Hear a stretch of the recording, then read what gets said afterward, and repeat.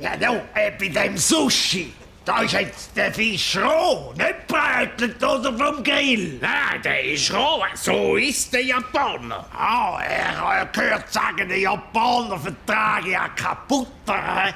Wenn der Japaner Milchprodukte intus hat, ist das für den, wenn er besoffen wäre. Das ist für den wie alt. Stell dir mal vor, könntest bei uns den Joghurt noch mit Ausweis kaufen. Mindestalter 16 Jahre.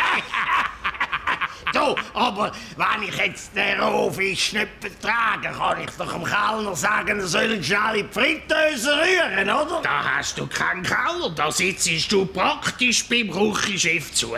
Und wenn der merkt, dass dir das Essen nicht schmeckt, muss der um sich nach dem Feierabend Harakiri machen. Ja, aber es hat noch keine Serviertochter, oder zumindest der Geischer.